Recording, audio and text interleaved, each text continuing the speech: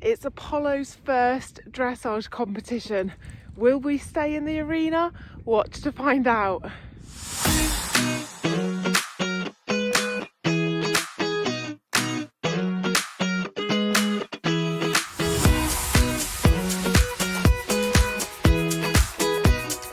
Hi guys, welcome back to my channel. It's been a minute, which I will explain in another video, but for now it's Apollo's first dressage competition today. He's only been back in work a couple of weeks and has done very little schooling. However, it's a competition on the yard and I thought we're just going to do an intro, so it's just a walk trot test and it's literally just to get him used to being in the boards. But my steering isn't very good and obviously he's not really been in any work, so he's a bit rusty and he's a baby, so I really don't think we're going to stay in the arena. But I thought I'd video it for memories and I'm going to take you along with us. So we'll just put an Oreo out now and then we are going to get Apollo ready, so I'll check back in with you in a little while. So I'm just trying to decide whether to plait Apollo or not. It's just a really low-key riding club competition at the yard that we're at, and I think we might leave the arena as I've mentioned, but his mane is really, really bad. I'm going to try and show you what it's like. So we've got a massive big chunk missing here, so I'm not really sure what to do about that. And I also think it might be good for him to get used to being plaited, but I'm going to see. I'm going to start and see what it looks like and then we can always take them out. I think it might look a bit shocking. Stop trying to nibble. She says hello. So we didn't end up plaiting because I ran out of time and I thought it would look a bit silly. So this is the start of the warm-up and this is the indoor school, and at this point he was a bit unsure about the indoor school. What we have in there is lots of pigeons that literally dive bomb you.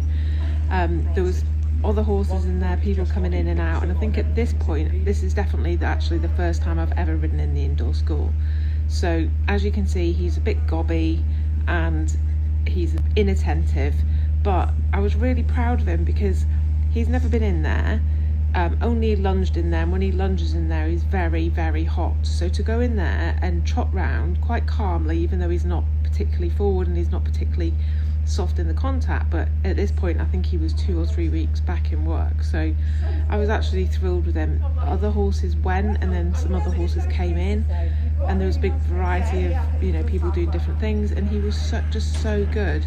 I was really proud of him. We only had a couple of explosions and when pigeons literally tried to dive bomb him and take him out, and once when a little fall over there, once when someone that had a coffee stand outside the indoor opened the jockey door and then he had a bit of a fit. But I was just so thrilled with him. He was such a good boy. And then we moved on to the actual test. There was lots of people around. Obviously it's a show day, so we go out in the outdoor, and I was just so proud of him. The way he trotted around the edge, like he's there having a look at everything. He's not particularly forward. I'm just trying to get him to be relaxed enough to get him a bit more forward. In the test you'll see he's not as forward as he should be, but at the moment I've not got the suppleness or the submission to be able to get him much more forward and still be able to steer. So at this point I think he feels all right, and I'm thinking just ring the bell. Ring the bell, I need to go in, because obviously he's not super fit, so he's going to run out of energy even though it's only trotting. So I was quite keen for them to ring the bell and get going, and I was really worried about how I was going to get onto the centre line because I can't turn very well, and as I turned he saw someone up the hill that was standing next to my husband who was videoing and had tried to have a little look at them, which is why he came off the bridle. But this turn I also was worried about because he doesn't, I find I just didn't know if he was gonna listen to me and turn, or just go straight between the gaps and not listen to me, because it can go either way. But I was just so pleased, and you can see there he's trying to look at people. There's people standing up on the banks, there's people at the gate, and all I'm trying to do is keep him as consistent as possible, doing what he should be doing, like the movements where he should be doing it, trying to be as accurate as possible. And you can see every time we come down here he's trying to look up to see the people on the bank, but he is round, there is connection there. At this point I couldn't remember which way I was going to be going, whether I was going to be doing my left circle first or my right circle first. And because sometimes I think when the tests are really simple, you can suddenly think, oh, there must be more to it than that. But then I remembered, and the walk was a bit tentative. He's got an amazing walkout hacking in the arena. He can be a bit lazy, and I'd never ever practiced a give and retake, which was my stupid fault. So as soon as I gave the rein, he did do a little jog, which was very costly. I think that was a 4 for that way. And then this way, you can see the walk just needs more activity, and he just needs to be a bit more freely forward in the walk and not trying to think about what I'm asking him to do. But he managed to keep the rhythm in that give and retake, and then we go off again and go trotting again, which was good because he just wants to be kept a bit more occupied. So then we have to turn left, which is the hardest way to turn, but I was pleased I got around that corner. He's so big, he's about 17 something now, maybe just 17 or 17.1, and he's really getting big, and he's got quite a lot of movement, even though he doesn't really look it there, but he's really bouncy. So there's quite a lot to hold together and make it look, I'm doing a lot and sometimes it feels quite agricultural, but I think sometimes it just has to keep them in the arena and to, you know, teach them what they should be doing. So not in a bad way, but just in, I feel like I'm doing a lot and it's not always that pretty, but hopefully he'll get there. So he's always tail swishy, he's always just, it's something he does. He's not particularly, although he's not steady in the contact, it's more a baby thing rather than a tension thing, and he's not like chomping at the bit or anything. So then he does a serpentine, which I think she says something about the outline varying, but it was well positioned. And then I just think there's some nice little moments in it, you know. I was pleased with him. And then he has another walk, and again there, so he's just idling a bit round the corner, needs to like march on. We are working on that, but this was so early in his comeback from his big 6-month holiday, so he needs to walk on more. He's got the most amazing walk. If he's out on a hack or walking into the field, it's amazing. So he just needs to learn how to do that in the arena, but that's fine, that will come. He is only a baby, so it's fine. And then I think this is at the very end, I think we walk onto the centre line.